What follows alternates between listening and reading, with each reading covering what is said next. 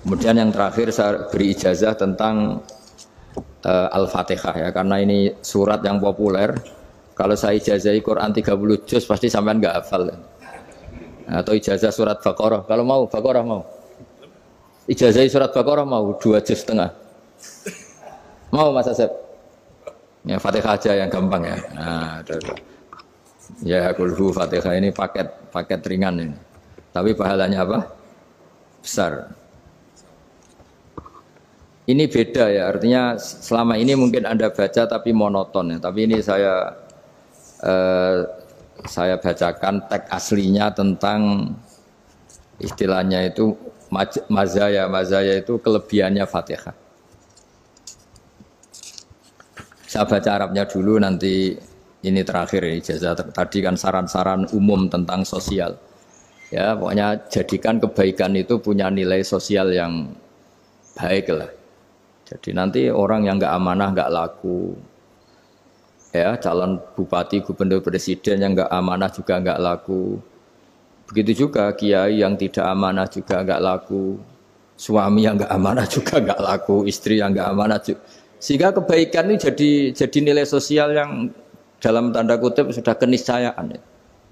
Yang diinginkan Allah itu seperti itu, bukan kebaikan yang dipaksakan karena kekuatan negara. Maksudnya kalau bisa kebaikan itu tidak usah dipaksakan. Memang sudah satu kebutuhan. Kayak cerita-cerita di negara maju itu, bahkan apapun jatuh itu nggak ada yang ngambil apa itu. Makanya gambarannya Mekah Medina kan gitu kan, barang jatuh nggak ada yang berani apa ngambil. Itu saking sudah jadi sistem.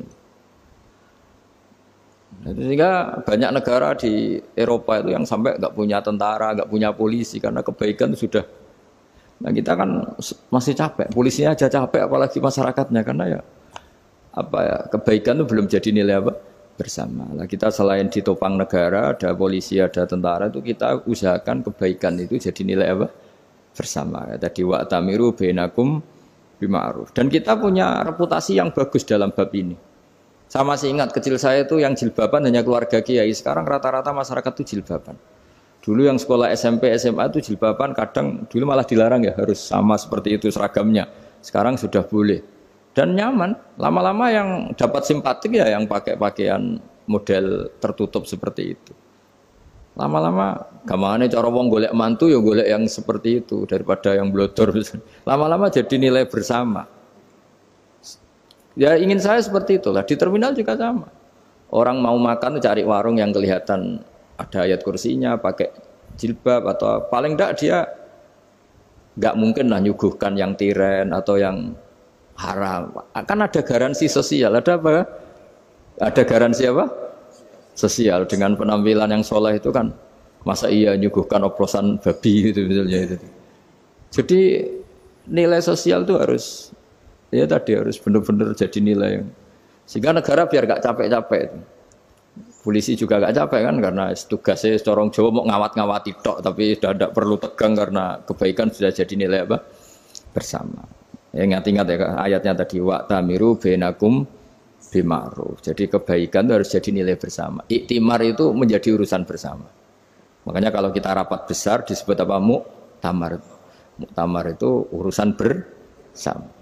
Ya tadi, imamnya sholat juga menopang Gojek karena enggak lama-lama nopang Grab, nopang Kernet, nopang penjaga Indomaret, penjaga bensin, pom bensin. Lah dia hanya punya waktu 5 menit terus imamnya baca Baqarah kan. Iya imamnya mursyid, mungkin dia tambah lama tambah dapat aplaus dari muhibbinnya, tapi makmumnya dia tambah lama tambah dapat penghormatan dari pecintanya, tapi kitanya wah khusyuk wali kan, dia dapat status naik lah, kita yang sudah tidak ikut jadi wali diganggu apa pekerjaannya. Kalau ada imam seperti itu sampai mufarokoh saja, niat ya Allah sampai sini saja saya makmum orang itu, silakan orang itu punya urusan sendiri dengan jenengan, ya sudah atau salib saja apa. Nah, itu boleh kalau dalam fikih namanya apa mufarokoh. Mufarokoh itu niat, tapi kamu jangan langsung selonong mufarokoh, niat dulu pamit sama Allah bahwa sekarang mau mufarokoh. Ya, tapi ya jadi sholat yang aneh kan, imamnya masih rukuk, kamu terus sujud, terus apa-apa selesai ya.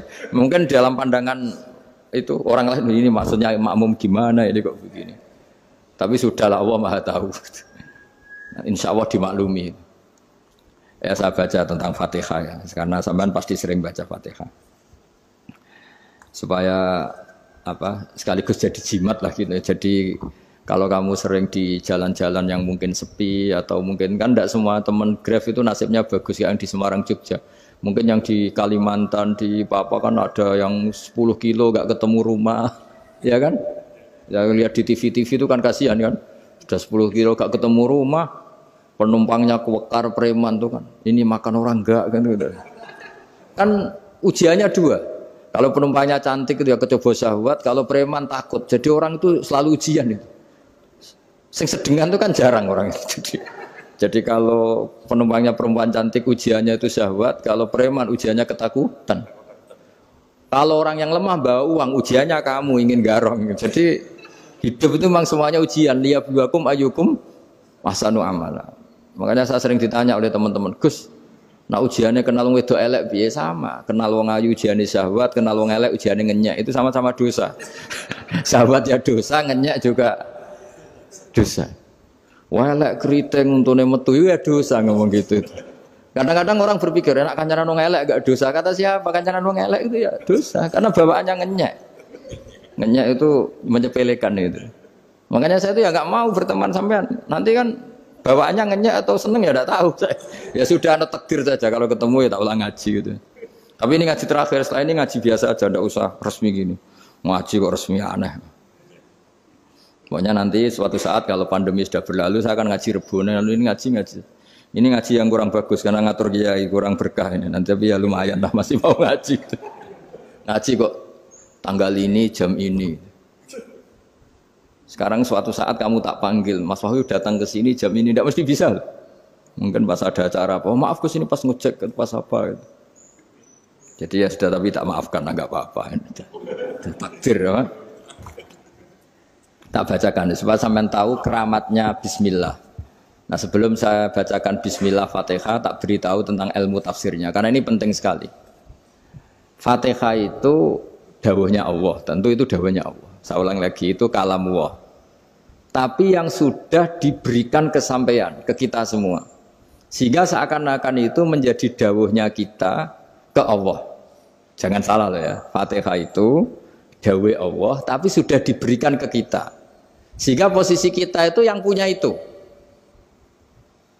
Nah kenapa ini perlu dijelaskan? Karena nanti ada kalimat iyyaka na'budu wa iyyaka nasta'in. Kalau itu masih kalam Allah, berarti Allah ngomong ke kamu, ngendikan ke kamu, kepadamu aku menyembah. Masa Allah menyembah kamu? Nah sehingga ilmu tafsir itu menyelesaikan itu dulu ya. Saya ulang lagi ya, sebelum sampean sering baca Fatihah, aku yakin ya sering baca. Tapi barokahnya tidak paham itu tidak pernah janggal. Enggak paham itu ya penting supaya tidak iskal, tidak janggal.